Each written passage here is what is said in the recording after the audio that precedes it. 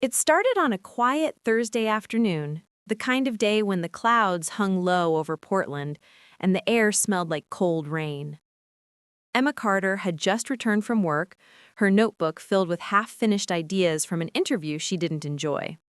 She stepped out of her car, closed the door with a tired sigh, and noticed something she hadn't seen that morning. Before we continue, if you love emotional sapphic stories, don't forget to subscribe to Sapphic Fiction Hub. New tales of women-loving women are coming every day, and you won't want to miss the next one. She froze beside her car when she saw it. A moving truck parked in front of the house next door. And then the front door opened, and a woman stepped out carrying a cardboard box. She had messy brunette hair tied in a loose bun, a soft gray sweater, and an expression so calm it felt inviting without effort. She paused at the doorway, sensing Emma's eyes, then looked up and smiled. A small, warm, intimate smile that reached her eyes. Emma felt something shift inside her chest. She raised a hand in a half wave. The woman nodded back, lips curving with quiet familiarity. Emma didn't know her name, but she felt that moment settling inside her like a pebble dropped into water. Small, but sending ripples far beyond its size. When she stepped into her own house, Michael was still at work, as usual. Emma looked through the window toward the house next door, maybe out of curiosity or maybe hoping. And there she was again. The new neighbor, standing by her window, looking directly at Emma. Another smile, softer this time, like a secret only the two of them shared. Emma's breath caught. The next day brought rain, the steady Portland kind. By the time Emma returned home with grocery bags, the drizzle had turned into a full downpour. She shut the car door, rushed toward the house, and an umbrella suddenly appeared over her head. "I thought you could use this." Her voice was soft, warm like something wrapped in a blanket. Emma turned, pulse jumping, and there she was again. Up close, she was even more beautiful. Not sharp or dramatic, but soft in a way that stayed with you. "Thank you," Emma said, breathless without reason. The woman held the umbrella over both of them, stepping close enough that the heat of her body slipped through Emma's sweater. She said, "I'm Ava Thompson. I moved in yesterday." "I'm Emma Carter." "Welcome." Ava's eyes lingered on her, a fraction longer than polite. Not an accident. Not harmless. "It's nice to meet you, Emma." A raindrop slid down Ava's cheek. Emma swallowed a sudden urge to brush it away. At the door, Ava handed her the umbrella. "Keep it. I have another one." Their fingers touched. Light, accidental, but electric. That night, Emma couldn't stop thinking about Ava. Her smile, her softness, the way she looked at Emma like she mattered. Michael came home late, kissed her forehead, reheated leftovers, and fell asleep in front of the TV. Emma watched him and felt nothing. Not coldness, not dislike. Just a growing emptiness she had learned to ignore. Ava's face came back to her mind.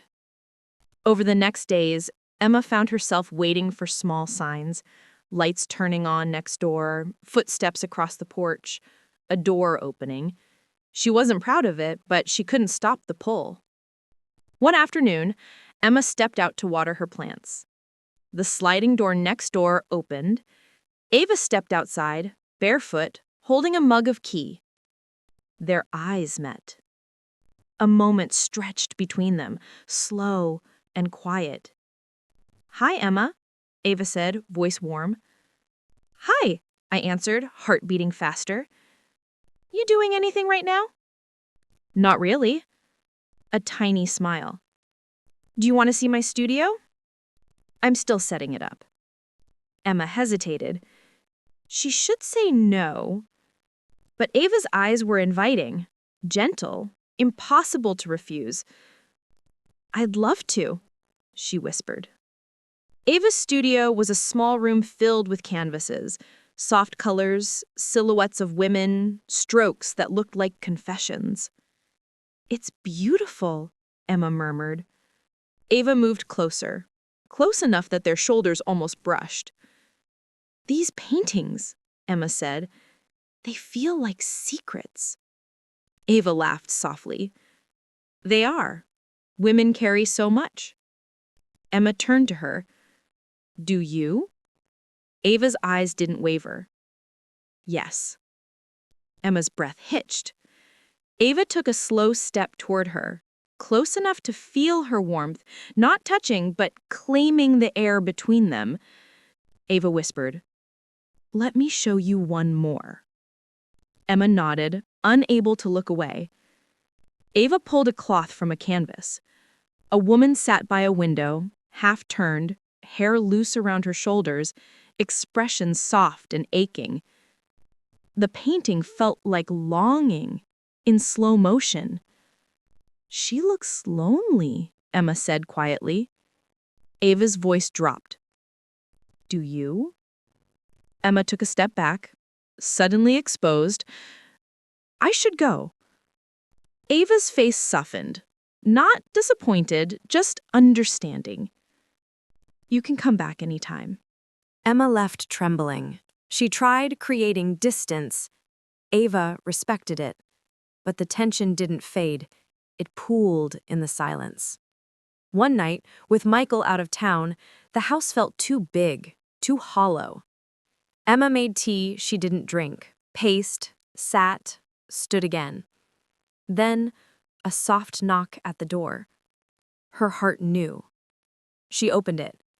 Ava stood there in a long coat, hair down, eyes glistening in the porch light. I saw your lights, Ava said. Just wanted to check on you. I'm fine. You don't look fine. Emma swallowed hard. Ava? Ava lifted a hand slowly, fingers brushing the air near Emma's cheek. A touch that wasn't a touch. You don't have to explain, Ava whispered. Her voice cracked, barely. I couldn't stop thinking about you. Emma felt her knees weaken. Ava stepped closer, raising her hand to Emma's jaw. This time, she touched her. Gentle, warm, careful. Tell me to go, Ava whispered. Her thumb grazed Emma's skin. I will. Emma's breath trembled. Tell her to go. Walk away. Stop this. But she couldn't move. When she opened her eyes, Ava was watching her like she was something precious. Ava, she breathed.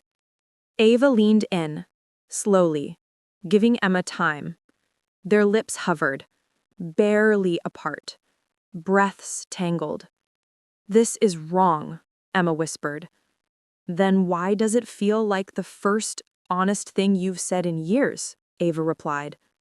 Emma froze, because it was true. I don't know what I'm doing. Ava pulled back an inch, eyes soft. You don't need to know.